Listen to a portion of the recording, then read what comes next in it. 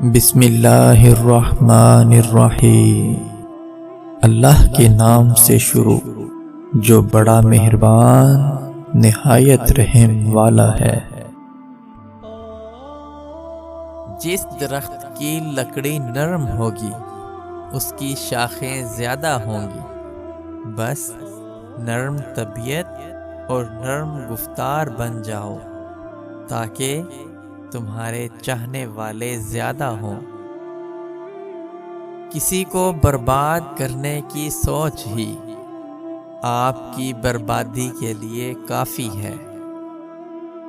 موت کو ہمیشہ یاد رکھو مگر موت کی آرزو مت کرو۔ ہمیشہ سچ بولو تاکہ تمہیں قسم کھانے کی ضرورت نہ پڑے۔ زندگی کو اچھے لوگوں کی تلاش میں نہ گزاریں بلکہ آپ خود اچھے بن جائیں، شاید کسی اور کی تلاش پوری ہو جائے۔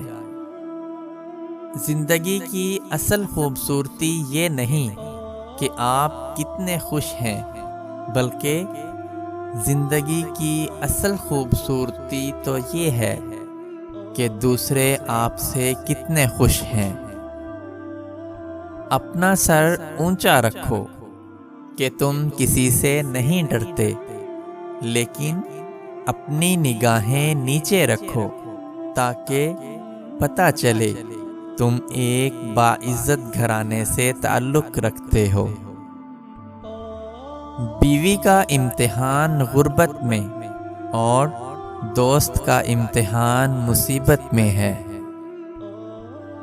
طبیعت کی نرمی اور سخاوت انسان کو دشمنوں کے دلوں میں بھی محبوب بنا دیتی ہے۔ کامیاب زندگی کے 3 راز: نماز، تلاوت قرآن اور درود پاک۔ تعلقات مختصر ہی سہی لیکن منافقت سے پاک ہونے چاہیے۔ کچھ راز صرف اللہ اور بندے کے بیچ میں ہوتے ہیں۔ ہماری کچھ غلطیوں کو صرف اللہ ہی جانتا ہے۔ اللہ سے چپکے چپکے کہتے رہیں کہ آپ اس پر شرمندہ ہیں، وہ کرم کر دے گا۔ اللہ تو وہ بھی جانتا ہے جو انسان نہیں جانتا۔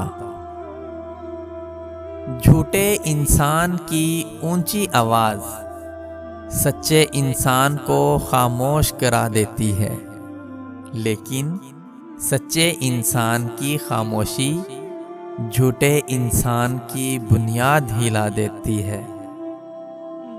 اذیت کے بدلے میں اذیت دے کر جس تسکین کی انسان کو تلاش ہوتی ہے وہ کبھی نہیں ملتی۔ دل کو سکون معاف کرنے ہی سے آتا ہے۔ سب سے بڑا گناہ وہ ہے جو کرنے والے کی نظر میں چھوٹا ہو۔ زیادہ علم سیکھنے سے بہتر ہے تھوڑا سا ادب بھی سیکھا جائے۔ وہ روح کبھی نہیں مرجھاتی جس کی پیاس قرآن پاک کی تلاوت سے بجھتی ہو۔